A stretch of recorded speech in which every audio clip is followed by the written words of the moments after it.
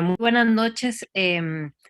Hoy, gracias por estar aquí conmigo y hoy nuevamente abordaremos lo que es el mundo romano, pero ya viendo aspectos tanto de república como de imperio, periodo de la república y del imperio. Vamos a ir como em, entre esas dos para mejor comprender a través de diferentes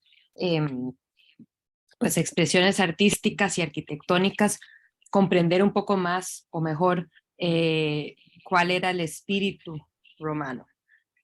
Eh, voy a ver si, no, aquí quizás es este. Ok, creo que ya. Es que había un eco ahí raro, pero creo que ya lo resolví. Por si quieren, las acabo de poner en silencio porque me estaba sonando como un feedback ahí, pero con gusto, obviamente siempre pueden comentar por favor. Como vimos, la compañera que ve las grabaciones más bien agradece y seguro hace un poco más dinámico el asunto, tanto para la escucha como para ustedes que están participando. Así que, bueno, bienvenidos a comentar en cualquier momento. Abordaremos periodo república, periodo imperio, y repasando rápidamente qué habíamos visto la semana pasada, pues habíamos abordado los etruscos, ¿verdad? Y quiénes eran la principal eh, pues sociedad que se había formado en lo que es la península de Italia. Y pues sabemos que en estos mismos momentos que están los etruscos ahí presentes, hay también presencia griega, por lo que es bastante evidente que va a haber mucha influencia de lo griego en pues el arte y la arquitectura, porque también pues los griegos habían ya dominado a nivel cultural en todo el Mediterráneo, ¿verdad? Debido también a pues, el intercambio de, de, de bienes que se daban y intercambio cultural que se daba, pues queda bastante evidente. También con este ejemplo de una escultura, pero que vemos cosas que son diferentes en el sentido de que pues adaptan esa cara, esa sonrisa, esa forma general arcaica de los griegos, pero le dan otro tipo de movimiento que nos recuerda de cierto modo también a pues los egipcios en la acción, porque en estos momentos las esculturas eran bastante pues solemnes y estáticas a nivel de lo que estaba pasando en el mundo griego, y en este caso pues vemos a uno de los dioses, los mismos dioses. Hay que comprender que ya hay un panteón de dioses compartidos y tal vez cambian un poquito los nombres, pero son los mismos dioses, ¿verdad? Y entonces vemos cómo lo que precedió a los romanos ya venía bastante influenciado por la cultura griega, también la cultura egipcia, ahí entremezclado, ¿verdad? Y bueno, por un lado van a tener lo que es propio de ellos, como por ejemplo esta tradición de funeraria de celebrar la vida, y menos quizás solemne que lo que se hubiera visto en el mundo griego. Y en este caso, pues abordamos también que parece muy factible concebir que las mujeres tuvieron un mayor papel social en el mundo etrusco, ¿verdad? Mucho más de lo que se les permitía en el mundo griego. Y bueno, aquí también señalar, como vimos en la anterior escultura y este trabajo en vago, ¿verdad? Y esta búsqueda de cada vez, pues, darle esta sensación de vida a las esculturas a través del gesto.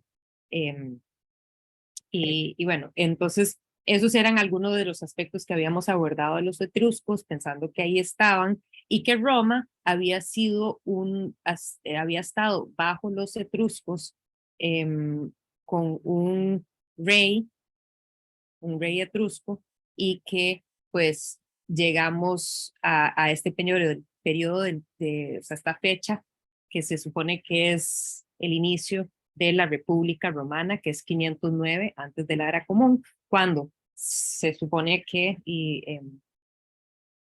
perdón, va a saltar un toque, que la figura de Brutus y que esta estatua, o sea, es terrible que yo lo esté utilizando para hablar sobre Brutus porque en la actualidad no se sabe quién representa pues esta cabeza. Había sido insertado en este busto posterior se piensa más bien que probablemente había sido una estatua ecuestre debido a, digamos, la manera en que tiene pues la cabeza y mirando un poco hacia abajo, ¿verdad? Y entonces no sabemos si era Brutus, pero lo voy a usar como ilustración para contar la historia de Brutus, que fue el sobrino del último rey etrusco, que él mata al rey etrusco, o sea, su tío, y de ahí se establece el Senado, ¿verdad? Entonces, un gobierno de la gente, ¿verdad? De los ciudadanos.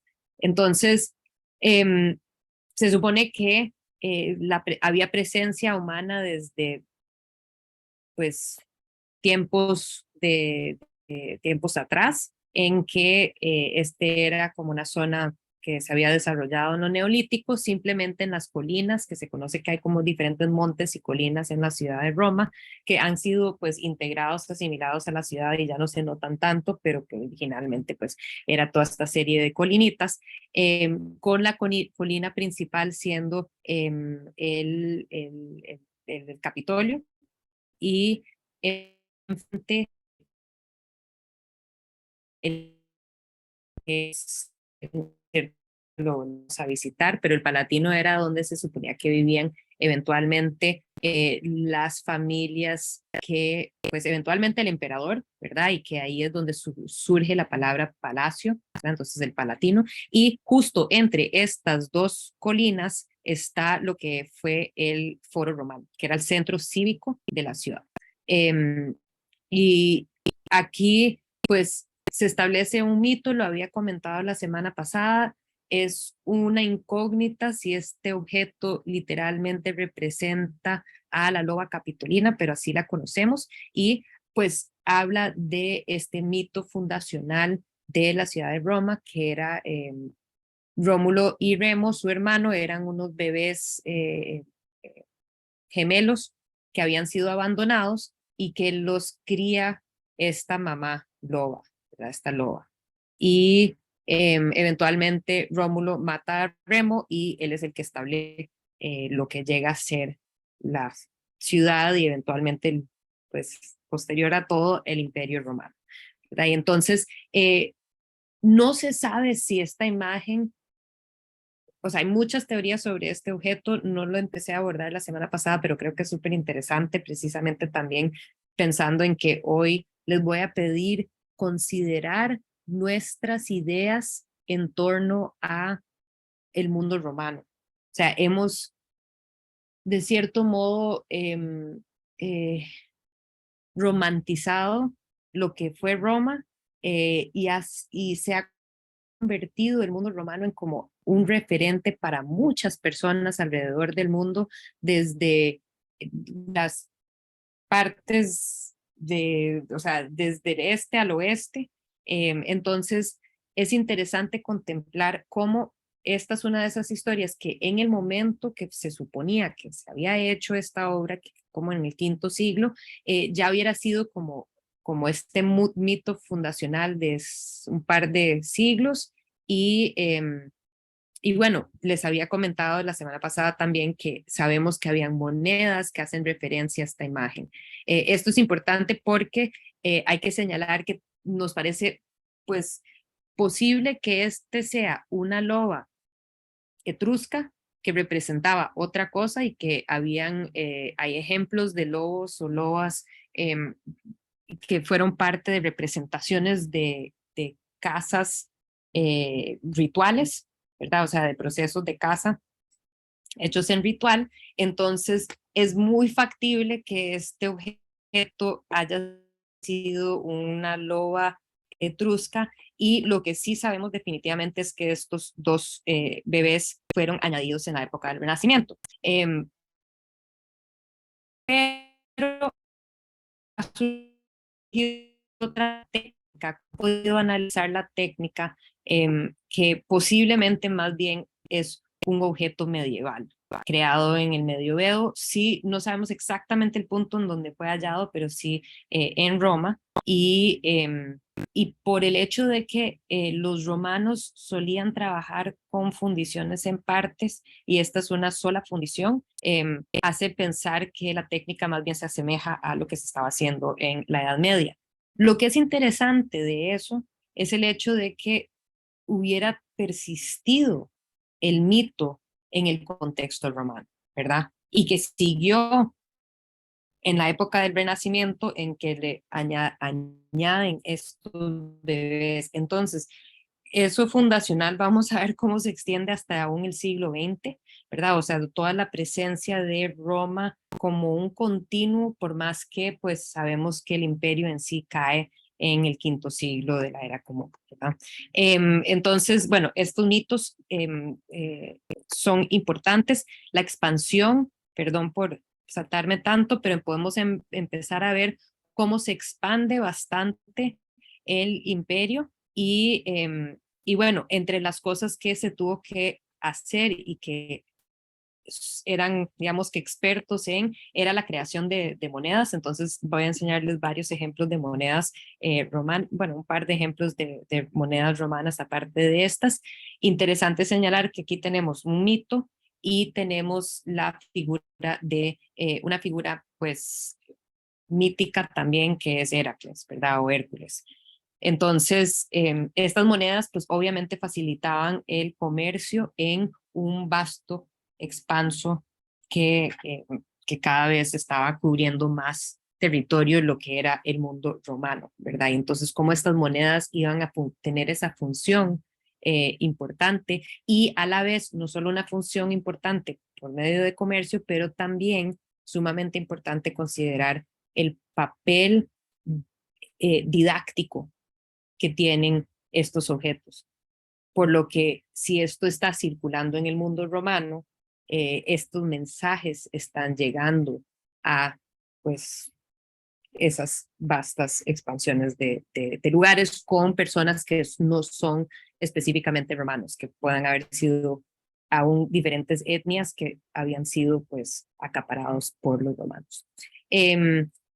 Entonces, también importante señalar algo que habíamos comentado la semana pasada, la importancia de la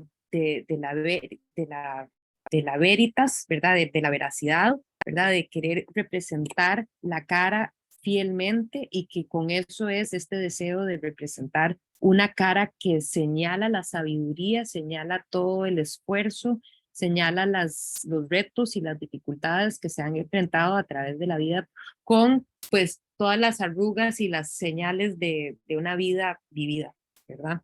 Eh, y que de eso, o sea, eso va de la mano de algo que es también muy importante señalar de los romanos, que es este culto ancestral, ¿verdad? Que hay un constante recuerdo de los ancestros y como les había comentado, hasta que se sacaban esas, se hacían máscaras mortuarias, esas se exhibían en la casa, o sea, hay registros de que se exhibían en las casas y que se sacaban en momentos de procesiones importantes eh, como pues presentes en el mundo cívico de la ciudad, que aquí el, la importancia del papel que tenían todos todos los súbditos y ciudadanos de el Estado tenían que, o sea, formaban una parte esencial, especialmente durante la República, en pues esta vida cívica y mantener esta vida cívica viva a través de este tipo de cosas.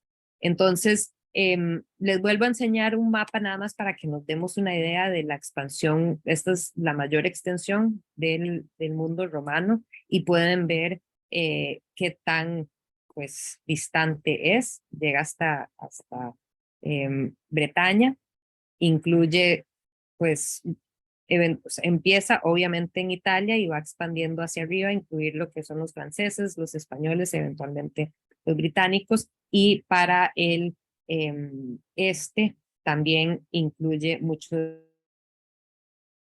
del Levante y acá pues más allá de Turquía, extendiendo en la región que es como Armenia, Georgia y en estos lugares, y también pues Egipto y esta parte del norte de, de África, ¿verdad? Entonces, tremenda cantidad de culturas dentro de esto que se mantuvo unido por varios siglos. O sea, obviamente sabemos que cae eventualmente, pero que por varios siglos se mantiene unido, y por mucho tiempo también posterior las olas o los impactos o pues, la presencia romana iba a estar ahí aun cuando el imperio se había caído, ¿verdad? Ese impacto cultural. Entonces, hoy me interesa mucho abordar esa parte pues, qué es que se establece, cómo se establece especialmente este periodo de Pax Romana, que son estos 2 siglos iniciados por el gobierno del primer emperador, que fue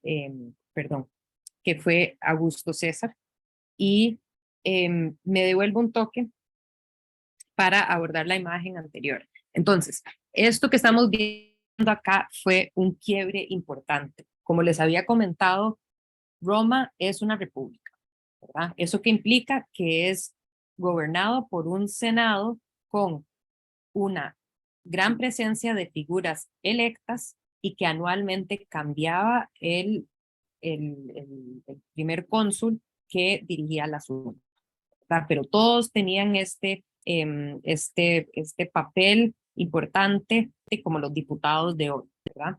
Están ahí presentes y así funcionaba hasta que eventualmente al expandir, empieza a haber muchísimo más peleas internas y como que mucha más competencia, porque tenés generales que están en diferentes partes de diferentes regiones que creen que deberían de ostentar el poder, y pues ahí se establece una figura que es Julio César, que logra de cierto modo, bueno, expande el imperio, incluye lo que es actualmente Francia y España, logra de cierto modo unir todo lo que eran como que la parte militar de los romanos, y lo que es interesantísimo es ver pues varias cosas con esta moneda. Uno, es la primera vez que vamos a ver una moneda con la figura de alguien, y que esa figura pues representa aquello que va a viajar por todo Roma y que es eso que va a unir toda esta región, y que en vez de estar viendo una figura mítica o un dios, estamos viendo el retrato de un líder que no solo eso, sino que inscribe César Dict Perpetuo, o sea, César dictador perpetuo. Entonces, interesante ver la palabra seleccionada, dictador, que hoy en día uno le tiene como mucho, como, pues nos repela el término, pero creo que en el caso de él, pues era esta noción de que él iba a ser el líder, que iba a poder unir todo eso, pero sabemos que pues obviamente eso no gustó tanto y en el Senado eventualmente lo asesina, ¿verdad? Él, el sobrino de él, que él había adoptado como hijo adoptivo, por lo que es el hijo, digamos, de Julio César, su nombre fue Octavio, y básicamente y bastante joven, él se establece como una figura imprescindible y eventualmente el emperador. No se llamaba emperador, se llamaba el primer ciudadano entre iguales, era como el título de él. Y lo interesante es que pues esta figura va a llegar a representar un gran cambio en el mundo romano, aunque mucho de las bases van a estar ahí presentes. Entonces, como las bases culturales van a estar ahí presentes desde la parte republicana, pero que luego cambia y vamos a ver pues estos cambios e intereses de cambios en lo que, cómo se representan las figuras y demás en estos periodos. Entonces, va a ser como un ir y venir entre el periodo republicano y el periodo eh, eh, imperial. Entonces, más bien vamos a seguir adelante con la parte de imperial por ahora, ¿verdad? Y ver exactamente cuál va a ser el cambio que genera visualmente Augusto cuando entra al poder. Entonces, Augusto establece lo que se conoce como la Pax Romana, deja de haber todos estos, como estas peleas, había un montón de como guerras civiles y problemas internos, y pues él logra calmar eso y pues generar un espacio, un tiempo, un espacio propicio para para el crecimiento de la sociedad, ¿verdad? Y también, pues, crece, florece, puede haber agricultura, si no todo el mundo está peleando, pues todo está bien y podemos construir en vez de quemar y así. Entonces, esta es una estatua que él se manda a hacer. Se supone que esta estatua él posiblemente, o sea, que originalmente había sido en bronce y que ese bronce hubiera sido emplazado sobre un gran pedestal en un espacio público. Lo que sí es el problema es que, bueno, casi la mayoría de bronces de romanos, pues totalmente han desaparecido. Por eso tan importante el Brutus que vimos. Este es uno de los únicos bronces que se supone que tenemos, entre muy pocos que tenemos, porque pues todos se derritieron, se fundieron, pero en este caso tenemos esta que se supone que es la copia que había mandado a hacer, y que se supone que muchas de estas esculturas se hacían copias y se mandaban a digamos, a las provincias, ¿verdad? Y entonces se mandaban como para establecer la presencia de la persona. Esta era más bien para la casa de Livia, en Primaporta, que era una villa que tenía Livia, la segunda esposa de Augusto, y que por cierto había sido una figura clave, se supone, no conozco muchos detalles, pero una figura clave en la gobernanza de Roma en esa época.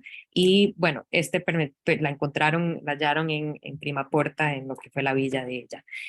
Esta figura, pues obviamente, cuando lo vemos que son rasgos faciales particulares. O sea, este es un individuo. Este no es la cara, por ejemplo, de el Doríforo, que era como una cara idealizada y sin pues rasgos particulares, casi que podría ser pues muchas personas, pero en este caso nos devolvemos a él y vemos que tiene sus pómulos altos, tiene esas orejas como saliditas, ¿verdad? Tiene cierta eh, la forma de su cabeza es particular, esta parte de la nariz, no me acuerdo cómo se llama esta parte, pero esa parte de la nariz particular también. Pero sabemos que lo interesante de esto es que esa es una escultura que se hubiera mandado a hacer cuando él ya tiene como unos 40, 50 años, pero se está retratando como si estuvieran sus 20, 30, en el como apogeo físico. Y es importante notar cómo también hay una muy directa referencia a el Doríforo, ¿verdad? Y se supone que eso fue muy a propósito. Entonces vemos el contraposto del Doríforo, solo que pues obviamente una gran diferencia. Aquí Augusto está vestido, ¿verdad? Y no solo vestido, sino que tiene el vestimenta militar. Eh, pero sin embargo tiene mucho de la figura del Doríforo, y también tiene esta idealización de esa cara. Entonces, por más que vemos que tiene sus rasgos faciales particulares, eh, es una versión idealizada de él. Es una versión que es deificada. Él va a convertirse en un dios y va a continuar después de él toda la tradición de deificar, de hacer dioses a los emperadores después de sus muertes, ¿verdad? Y entonces, pues él ya se está deificando en este momento, ya se está haciendo un dios. Está señalando como que no me acuerdo cómo es como un protector que tienen, el término en latín es el cuirás, y el cuirás entonces tiene estas diferentes imágenes que son importantes de poder señalarles y analizarles. Aquí estamos viendo la victoria, o sea, que lo que viene representada aquí hace referencia a la victoria que tuvo Augusto sobre los partianos. Los partianos, déjame nada más señalarles un toque, los partianos es básicamente esta parte de acá, la región de Mesopotamia, llegando hasta Persia. Entonces, o sea, los romanos habían perdido contra los partianos y estos partianos lo que hicieron fue que se llevaron los estandartes militares, que eran más de 100 supuestamente, y que el estandarte es como pues sumamente importante para un ejército y se los habían llevado. Y entonces cuando gana Augusto por encima de los partianos, se les devuelven todos los estandartes. Entonces aquí vemos la figura del partiano que está entregando el estandarte. En la parte superior hay una águila, una referencia a Júpiter, ¿verdad? Que pues para los romanos era el máximo dios, el dios patrono de ellos, ¿verdad? Y entonces esta figura se debate quién representa o a quién representa, pero se supone que tal vez es la diosa Roma que está recibiendo eso. Además de esta posible diosa, vemos que hay un dios celestial acá arriba, que por cierto recuerda mucho a las imágenes de Dios Padre, ¿verdad? En el arte cristiano. Y hay diferentes figuras que son celestiales. Este se supone que es una representación divino del sol, y que de este lado habría una personificación de lo que podría ser o el ocaso o la luna.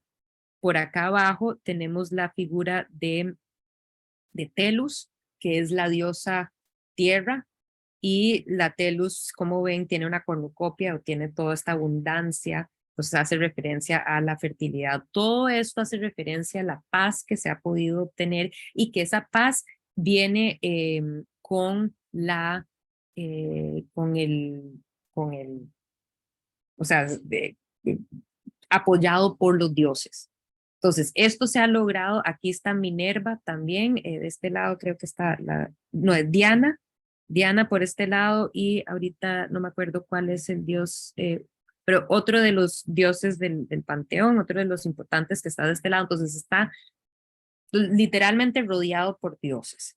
Y si nos devolvemos un toque también a la imagen completa, vemos que él acá abajo tiene una figura de lo que parece ser como lo que diríamos o llamaríamos un querubino, pero que hace referencia directa a Cupido. Cupido está sentado aquí, y perdón, no sé si tengo, aquí no se ve mejor.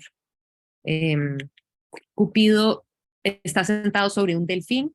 Cupido es el hijo de Venus, y el hecho de que está sentado aquí sobre un delfín hace referencia pues al hecho de que Venus nació del agua, ¿verdad? Ya formada, nació del agua, y entonces en ese sentido Cupido está aquí pues encima de ese referente marino, y colgado del costado, o sea, colgado de Augusto, es que Augusto está haciendo referencia a su supuesta linaje divina, porque Julio César, su tío, padre, eh, padre adoptivo, había dicho que la familia de él había sido de la línea de Eneas, que Eneas era el hijo mortal de la diosa Venus. Entonces, se supone que tiene este hijo mortal y que él viene de ese linaje, entonces pues obviamente Octavio o Augusto también, y entonces literalmente se está pues después de eso, no es de extrañar cuando pensamos en los faraones. O sea, eso lo vimos con los faraones, eso todo bien con los faraones, pero para un estado republicano, un lugar donde después del humanismo de los griegos y después de pues toda esta manera democrática de funcionar, pues hacer esas referencias directas a pues su deificación pues es muy potente, pero sí, aparentemente pega. Y Y eventualmente él es nombrado también Pontifex Maximus, que es el mayor sacerdote. Entonces aquí lo vemos representado como, o sea, en la vestimenta de un sacerdote. Algo que también, perdón que, no, que me devuelvo, pero que es importante señalar, es el gesto que él está haciendo de orador. Entonces tal vez se acuerdan en la estatua que vimos la semana pasada de Aulus Metellus, pero que este es un gesto específico del orador. En este caso se supone que él está, pues, hablando a sus tropas porque está en la vestimenta de vestimenta militar, pero ojo que tiene ese toga, un elemento de toga que está pues ahí amarrado a su cintura, que la toga es la vestimenta senatorial, o sea, es la vestimenta que se usa para ir al Senado y cumplir esa función. Y entonces el hecho que está aquí en esta pose de orador, sí, está orando, o sea, hablando ante sus tropas, pero también esa capacidad de ser parte de esa élite de la sociedad romana, ¿verdad? Que lidera, está entre los líderes de la sociedad. Entonces, como vemos, una imagen repleta de significado que hubiera sido un significado muy importante y muy repetido a través de todo el imperio.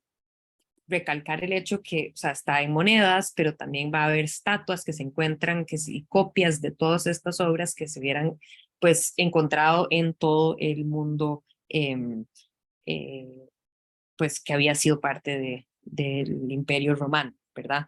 Y que ahí tal vez hago un paréntesis que creo que es importante señalar que lo difícil para mucho de nuestro conocimiento o comprensión de la época romana surge del hecho de que se hallaron piezas, porque como quedó destruido Roma, pues eso quedó enterrado o fundido, ¿verdad? Fundido ya se perdió para siempre, pero estatuas, esculturas, esos rastros de una cultura quedaron enterradas y que pues a través de la historia ha habido cada vez mayor interés y ya para la época del Renacimiento sabemos que se hacían campañas de búsqueda de objetos y no había una arqueología científica que iba a registrar los sitios de donde se encuentran estas piezas, ¿verdad? Entonces, en este caso, por ejemplo, el hecho de que se haya encontrado esta obra en Prima Porta es fundamental, pero hay muchas otras, hay cientos y cientos de bustos, de caras, de representaciones de diferentes emperadores y figuras importantes de grandes familias en todos los grandes museos del mundo y pues no sabemos a dónde se encontraron. Los registros señalan que entra a la colección de tal familia y de ahí pues la donación llega al museo o entra al mercado de arte, ¿verdad? Entonces, pues así funciona y eso desafortunadamente nos limita mucho para comprender la extensión y cómo pues se emitían estos mensajes, pero bueno, el arte conllevaba muchísimo significado. Nuevamente podemos ver esa idealización con los rastros o sea, muy particulares de él, con un poquito de referencia a ese seno fruncido, ¿verdad? Que, que pues obviamente nos recuerda a las esculturas de esas, pues, esos líderes anteriores que tenían todas las arrugas y todas estas señas de vejez ahí presentes, ¿verdad? Aquí tenemos una figura sabia, pero a la vez también idealizada, ¿verdad? En la época, no sé si tienen alguna duda o pregunta, alguien quisiera hacer algún comentario, mientras yo tomo un poquito de agua.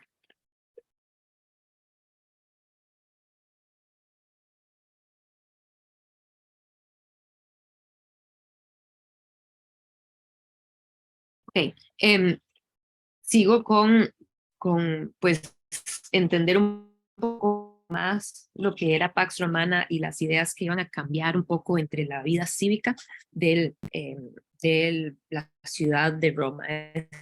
Esta Arapaquis es un altar que manda a erigir Augusto y era un poco o sea, no era justo en el centro de la ciudad, sino como en unos campos abiertos y ahí era pues básicamente un altar al aire abierto. No sé si pueden notar que, bueno, básicamente esto es simplemente una pared, pero no hay techo sobre este altar.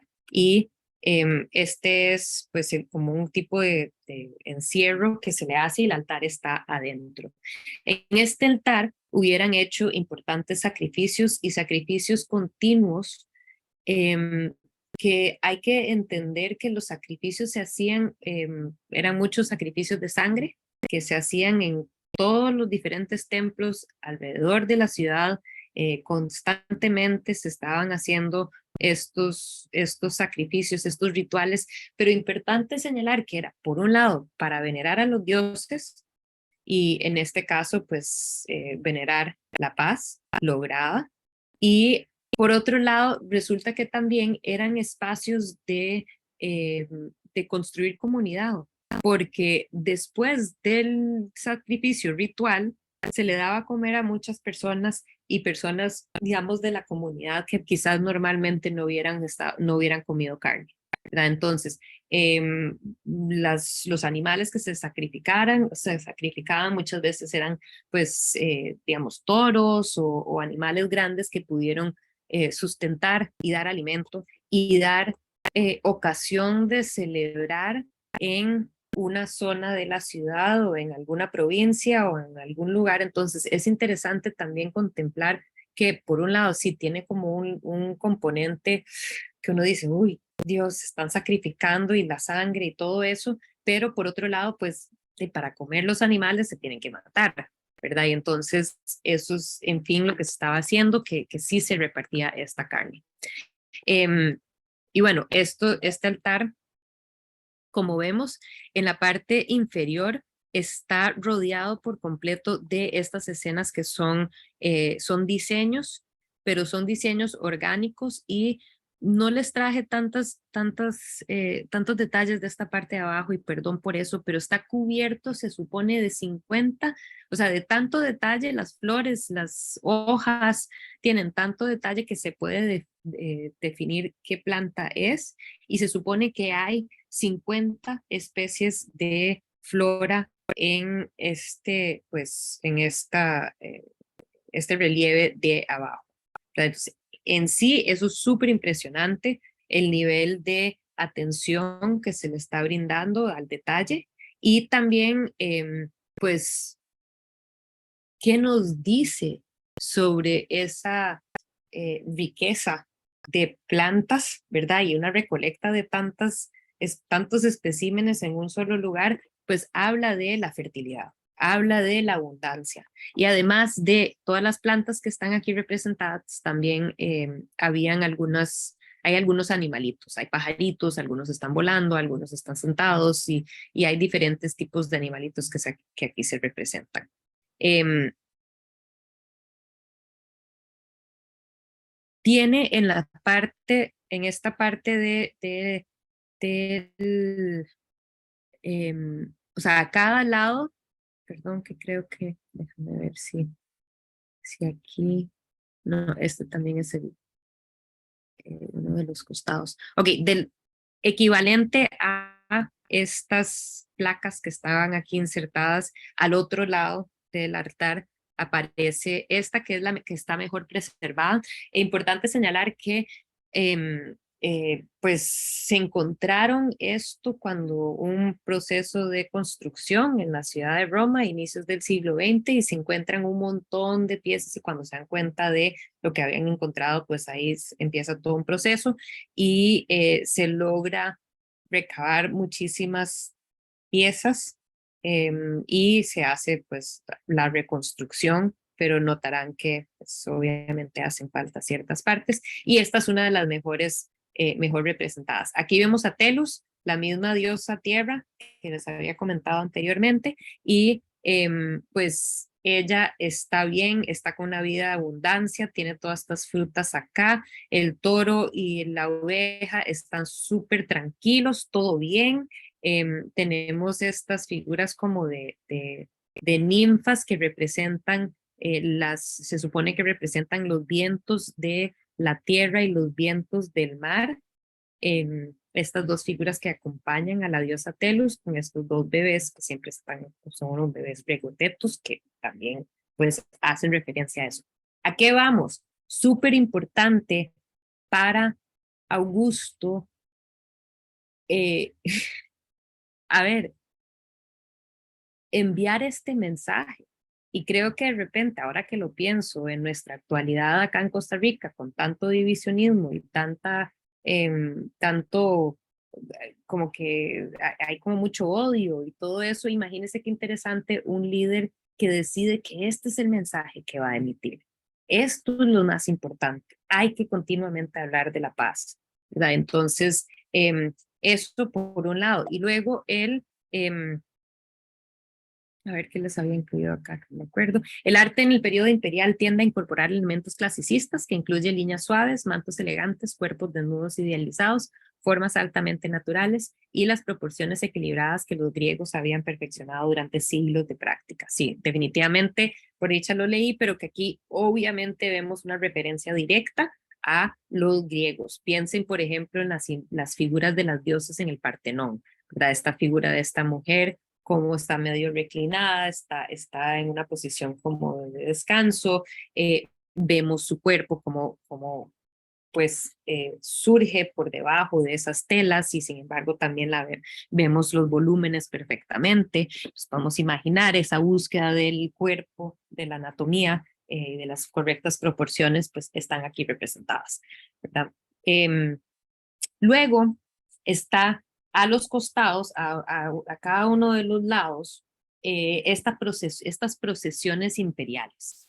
Y entonces, aquí algo que es súper interesante es ver que en esta procesión, pues está incorporando figuras que son reconocibles de la sociedad, la familia imperial, y interesante también que están juntos hombres y mujeres en esta procesión y también niños. Niños no se habían visto y mucho menos niños que van a estar aquí medio jodiendo, ¿verdad? Este que le está como jalando el toga al señor, ¿verdad? Entonces, qué interesante que además lo que está promocionando Augusto y a través de una campaña visual, lo está incorporando también, es una promoción a vida en familia y tener hijos. Y esto sabemos que él sentía que era una parte esencial de poder pues generar esta paz y este crecimiento. Él impulsa la formación de familias y estos como valores de familia. Entonces, eso es interesante porque no se había visto eso antes y cómo eso va a ser parte de su mensaje, digamos, de cómo debería ser la sociedad romana.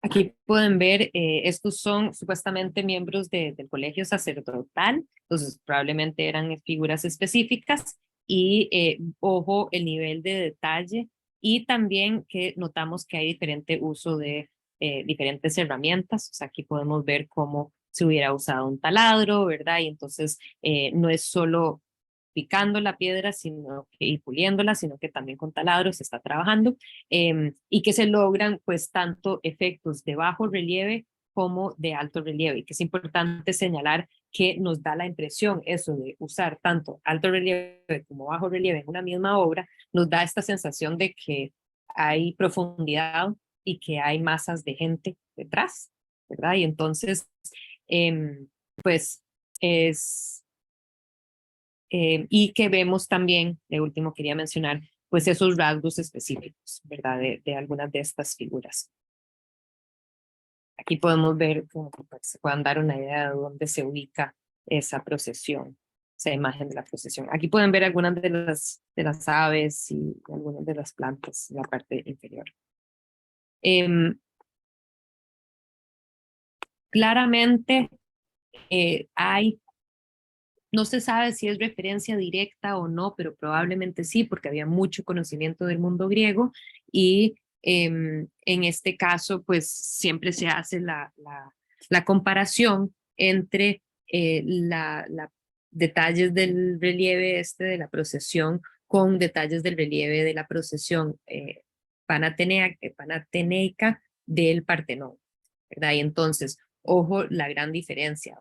sea, aquí van como mucho más ordenaditos, aquí más bien reina una sensación de como una ciudad que está llena de gente y este niño de acá que le está jalando, se supone que es Agripa, es una de las figuras que esta es Agripa y se supone que posiblemente esta es Lavinia, la esposa eh, de, de Augusto.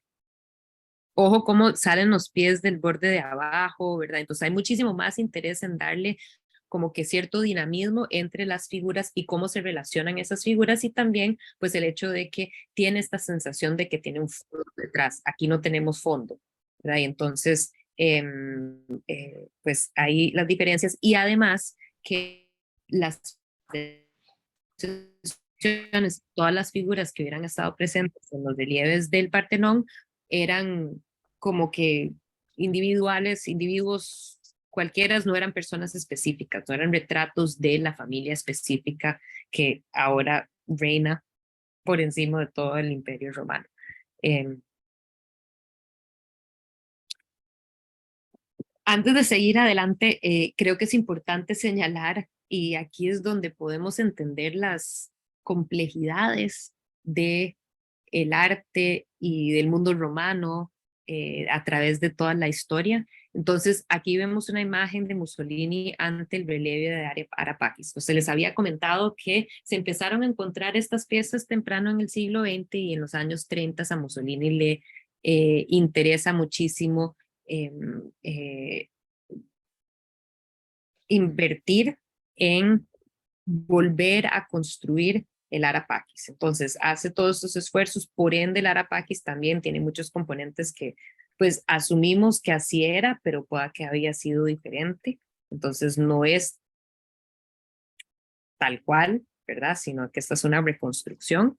Y, eh, y bueno, Mussolini tenía estas ideas de que iba a como que devolverse a los tiempos de la gloria romana en sus pues ideas imperialistas, ¿verdad? Y que entonces pues le interesa muchísimo crear esa, como que continuar con ese hilar nuevamente hacia pues, esa raíz de lo que son los italianos y los romanos.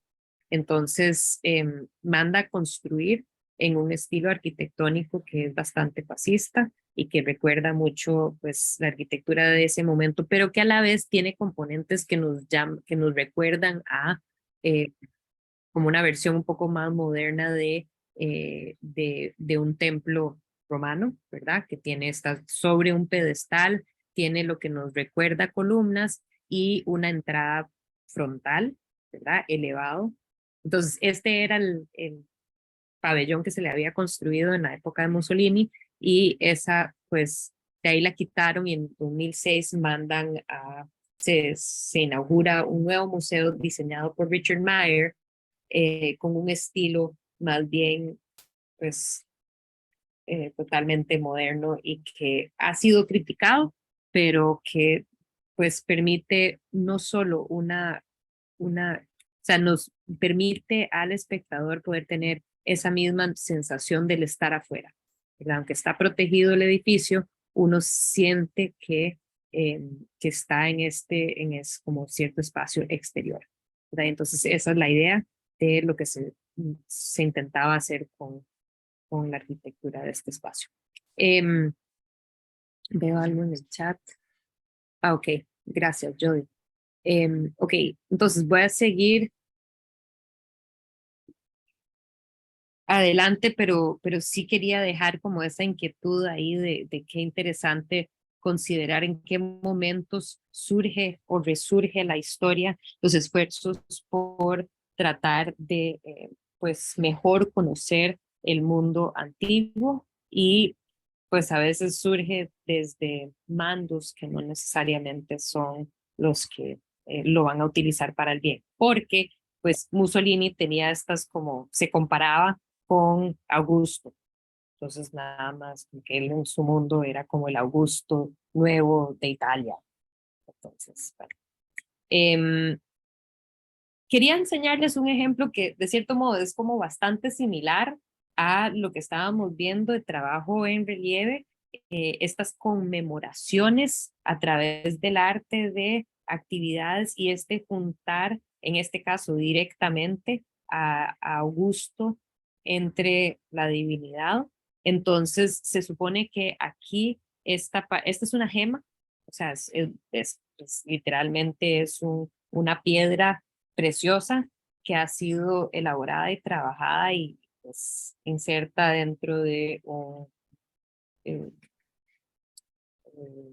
un, pues algún tipo de encasement, perdón, que no se me viene la palabra, encasement, como un soporte hecho de oro y plata. Pero vemos aquí, y creo que tengo detalles para que nos podamos acercar un poquito más. Bueno, uno para que se den una idea más o menos cómo era. ¿Para qué se usaban estas gemas que se decoraban? Estas, pues obviamente se trabajaba con estos tipos de piedras preciosas para joyería, se podía poner un collar, se podía poner un gran anillo, pero las personas que tenían muchísimo dinero mandaban a hacer estas escenas muy grandes con piedras muy grandes que hubieran sido parte de sus colecciones personales y privadas. Entonces, interesante pensar y que se sacaban, por ejemplo, si te invitan a una cena en la casa, en este caso es la Gema Augusta, entonces de Augusto, eh, te invitan a comer a donde él y él decide esa noche sacar para entretener a su público, a sus invitados, toda su colección. Entonces, pues para que se den una idea de cómo es esta placa, pero hecha de piedras preciosas que han sido pues talladas y pulidas. Entonces, ¿qué vemos superior? Vemos esta escena de Augusto con otras dos figuras históricas, que es su hijo Germanicus y Tiberias, que fue el que eventualmente lo sucede en el imperio. Ambos en este momento, cuando se manda a hacer esta gema, eran posibles herederos pues, de la corona, puedo decir. Y aquí tenemos otras figuras, aquí está la diosa Roma, aquí está la diosa Telus y tal, que representa Italia. Aquí está Júpiter o representación de Júpiter, aquí conectado directamente a Augusto, y Oceanos, el dios de los océanos. Eh, y esta es Ocúmene, que ella lo que coronaba era, aquí estaba coronándolo con una corona cívica que hace referencia a que él ha hecho cosas para generar eh, civismo, ¿verdad? Y paz entre las pues, sociedades, entre la sociedad romana. Entonces, aquí ella es la diosa del mundo civilizado, se supone que ese es el rol de ella, y por eso ella es la que lo corona con esta corona de civilización. ¿Verdad? Entonces, ojo que tal vez esto, especialmente para el momento, hubiera sido demasiado ostentoso mandar a hacer esta imagen afuera, pero que dentro del hogar y para un público privado se puede dar el lujo como de ponerse en esos zapatos y que además entonces está, y esto es importante con respecto a la geografía, ¿verdad? Que él está rodeado no solo de la diosa que representa Roma, sino que la diosa que representa toda Italia. Y abajo, interesante que esta escena de paz, se supone que está, o sea, la referencia a esta escena de paz arriba, notamos, perdón, aquí que los cascos y esos elementos militares se han puesto a un costado, ¿verdad? Ya no se están usando, pero abajo sí hay referencias a, pues, escenas de los soldados y los bárbaros, ¿verdad? Y cómo ellos están peleando. Entonces, pues como una conciencia directa de lo que se ha tenido que hacer para poder llegar a este lugar. Ok, ¿cómo se logra mantener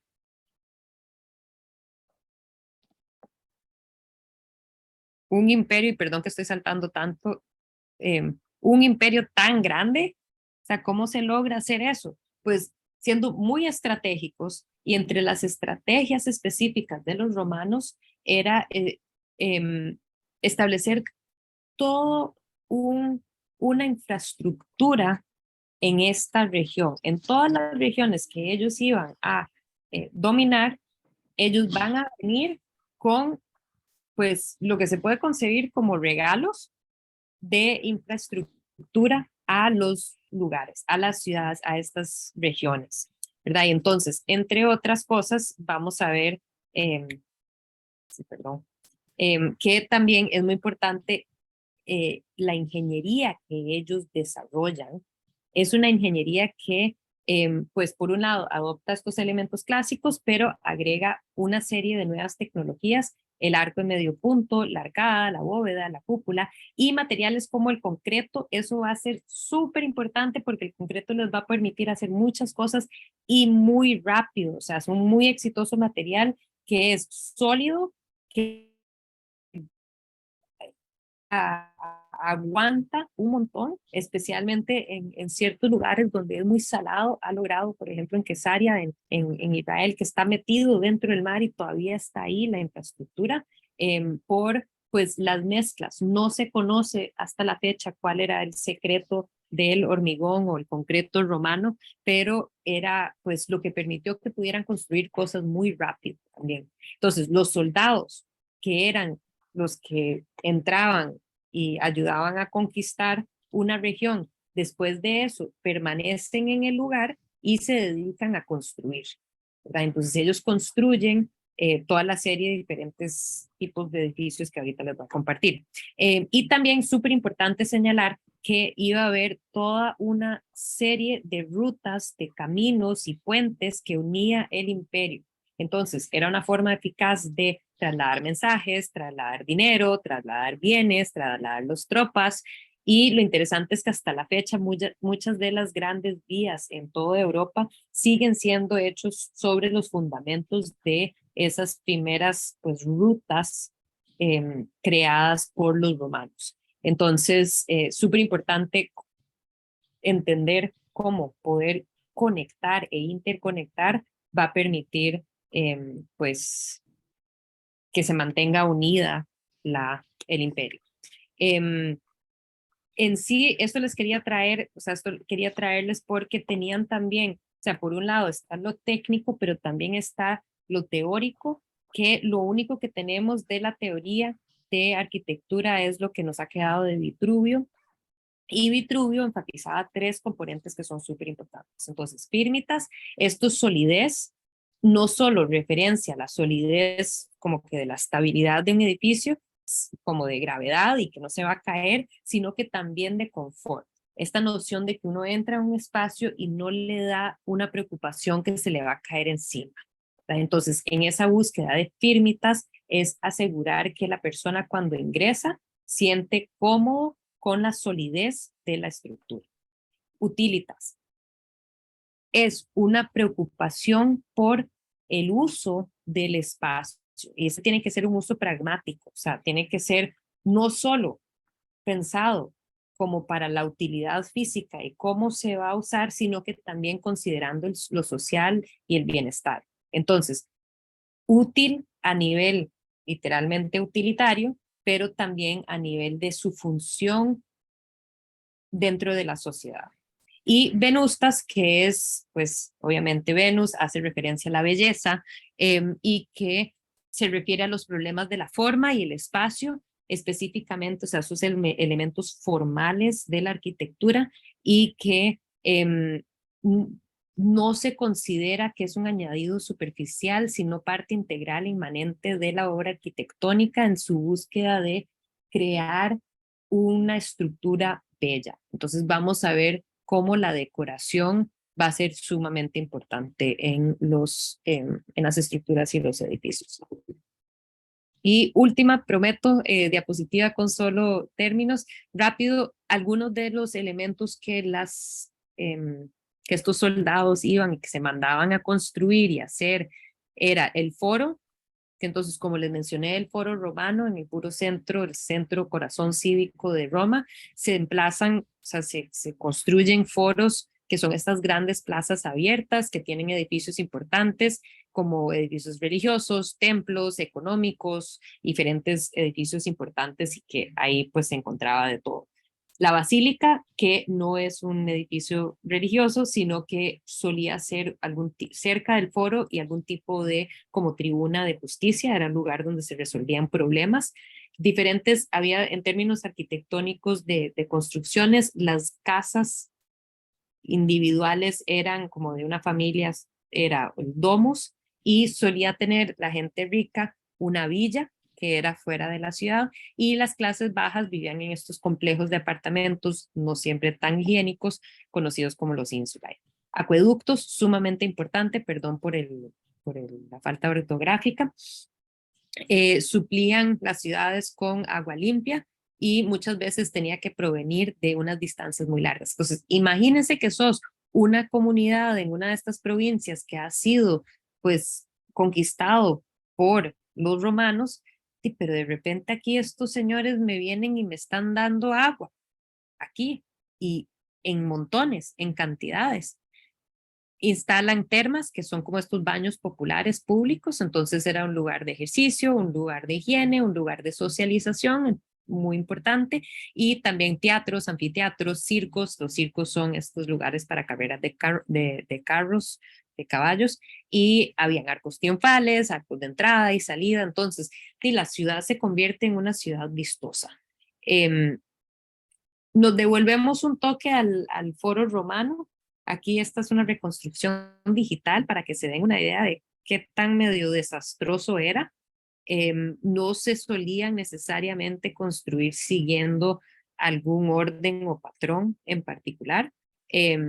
Y pues es interesante pensar que, o sea, es el centro de la ciudad, es el punto más importante de la ciudad, pero como nos comenta, esto lo saqué de un texto de Historia del Arte, pero que comenta lo que decía Plauto, en un resumen, le da al lector la sensación de que uno podría encontrar todo tipo de personas en el foro, desde criminales y estafadores hasta políticos y prostitutas. Su resumen nos recuerda que en la ciudad de Roma el foro romano era el centro político, ritual y cívico clave. O sea, todos se están encontrando en el centro, en el foro.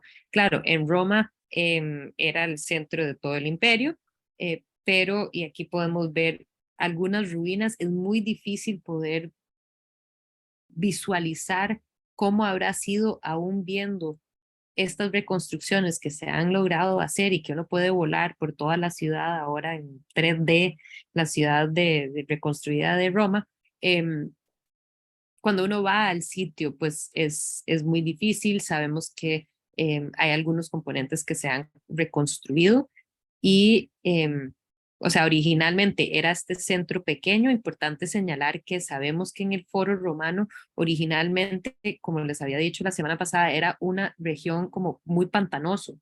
Entonces, sintieron la necesidad de tener ese lugar central, ese foro romano, y se sabe que se trajo una gran cantidad de material para llenar pues es precisamente en esta región de acá, ¿verdad? Entonces se llena, se hacen un relleno súper cuantiosos, un relleno bastante fuerte para poder tener pues este espacio. Aquí estamos en ambos casos estamos desde la colina capitalina viendo hacia el monte Palatino.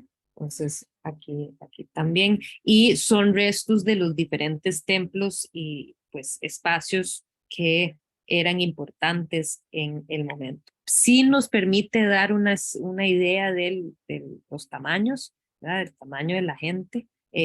Cuando uno lo ve así, porque cuando lo ve en la reconstrucción se ve todo como muy estrujado, pero cuando vemos las dimensiones de pues, el tamaño de los edificios comparado con las personas, pues se puede entender que era un espacio más vasto. Aquí, pues otra de estas reconstrucciones para señalarles eso que les comentaba anteriormente de estos bronces. Entonces, este es ejemplo de cómo en el foro romano habían estas columnas con pedestal para diferentes figuras importantes que hubieran pues, brindado su servicio a la sociedad, a los romanos. Y atrás pueden ver cómo pues ahí continuamente diferentes personas van a donar diferentes templos ya para el momento eh, de o sea, el foro romano se había llenado, era uno de los primeros, y vamos a ver la semana entrante, cuando entramos a eso, cómo los otros foros empiezan a surgir pues afuera de este espacio central. Y pues una última imagen acerca del foro romano que quería señalar es esta, tal vez conocen las vistas que ha creado Piranesi, estos grabados aguafuertes que ha hecho de vistas de Roma y que nos dan a entender un poco cómo es que estas ruinas se integraban a la ciudad, al tejido de la ciudad a través de la historia. Importante señalar o sea, este gran trabajo de reconstrucción y la arqueología en torno al foro romano también fue iniciativa de Mussolini, ¿verdad? Y entonces, por mucho tiempo eso había sido así, y aquí podemos ver que hasta que se llamaba, y ojo que está integrado directamente en la lámina, Veduta di Campo Bacino, vista del campo de las vacas, porque ahí pastaban las vacas. Se mantuvieron ahí, pero de nadie nunca las cuidó, y eventualmente pues se vuelven a restaurar a su estado actual, que es desafortunadamente pues no nos, o sea, es mucho más que muchos otros lugares, pero definitivamente pues nos hace tener que usar la imaginación o ver la película Gladiador, que es excelente en lo que hicieron para la reconstrucción. Les quería recordar esta imagen de este templo que habíamos visto la semana pasada, que principalmente la idea era considerar cómo integra elementos etruscos como griegos en la construcción, pero también porque en todo esto de pensar de estas ruinas, el templo este de Portunus es una de las mejores, o sea, está casi intacta. Y eso es por qué, y esto es importante, y la razón del por qué quería mencionarlo, es que algunos edificios a través de la historia fueron convertidas en templos cristianos.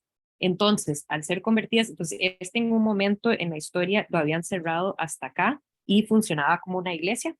Entonces, se mantuvo. Muchos de los otros edificios, lo que sucedió con ellos era que se reutilizaban las partes, las piezas, las rocas, ¿verdad? Y entonces dejaron de existir porque era muy valioso, todas esas tremendas eh, eh, piedras que se podían podían usar para construir, pues se reutilizaban.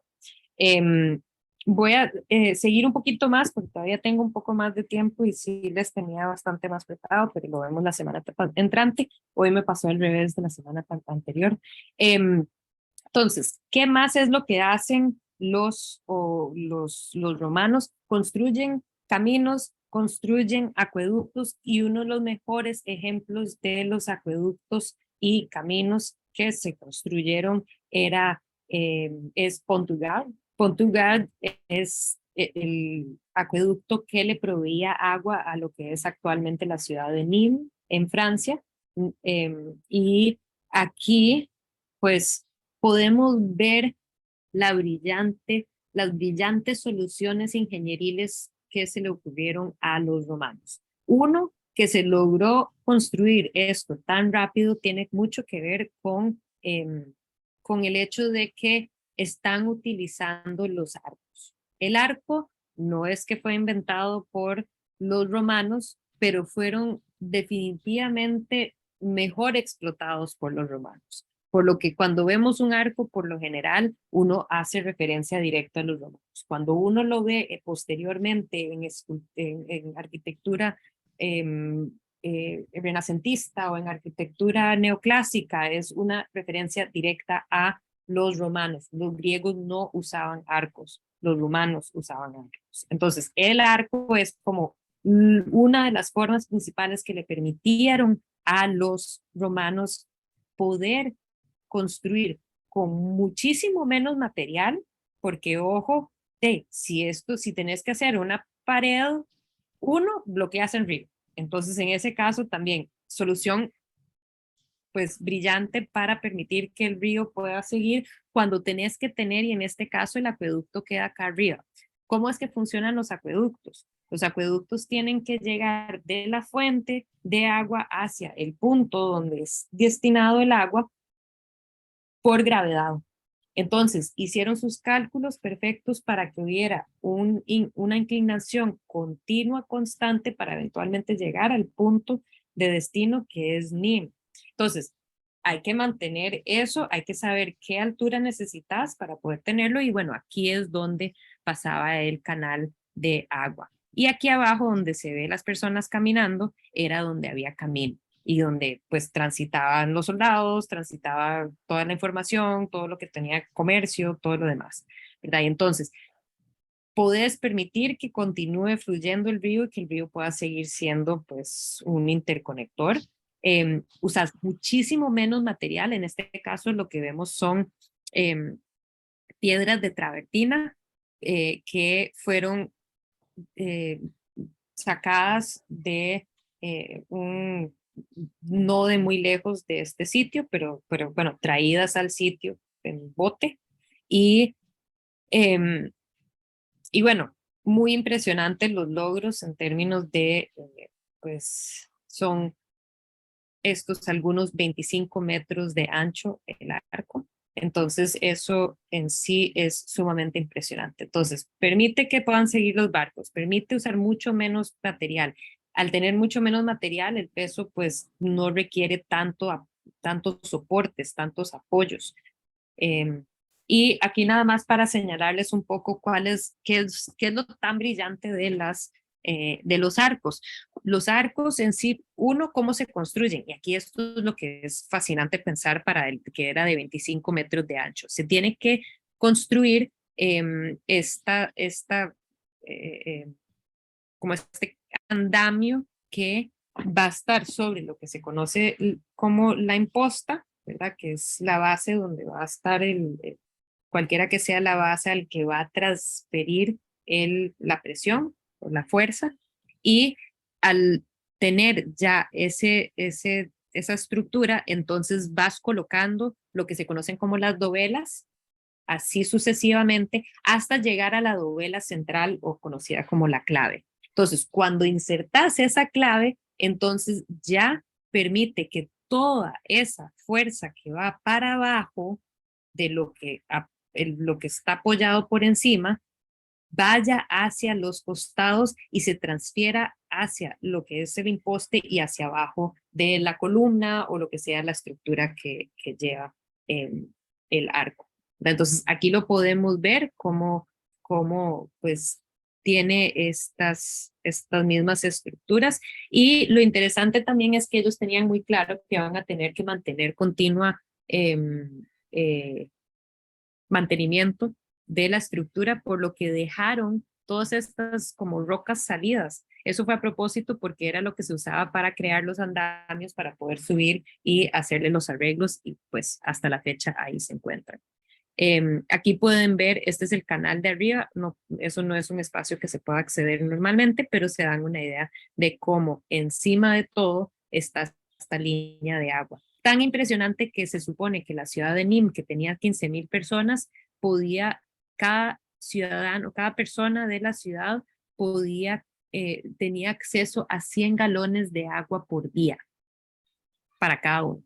Entonces, pues, ese nivel de lujo, se puede decir, cuando eso no se había vivido antes, pues da a entender cómo la gente va a decir, hey, ¿sabes qué? Puede ser un romano, no es tan mal.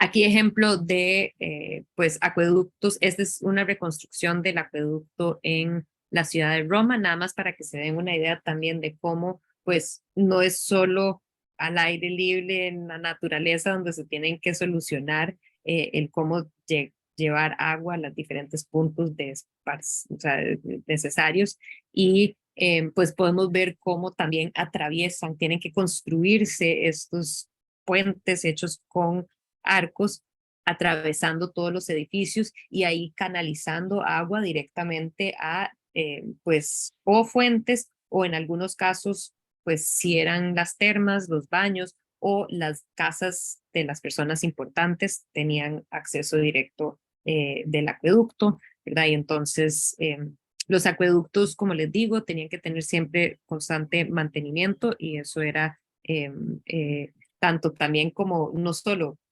se le metía maleza que iba a bloquear el camino, algo como que atasca el agua. Y entonces, bueno, un tremendo esfuerzo, no solo construirlo, sino que mantenerlo, ¿verdad? Y bueno, como ven, no es que se sigue usando ese acueducto, ese se dejó de usar hace muchísimo tiempo.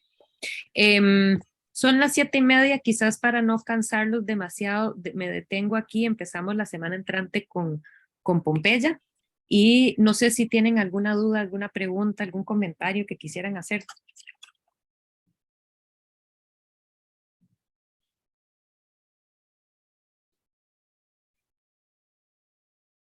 Todo bien, todas están calladas. Todas calladitas. Bueno, entonces, muchísimas Sí, gracias. Seguimos la semana entrante y bueno, gracias como siempre por acompañarme y muchas gracias por la vemos. clase. Chao. Chao.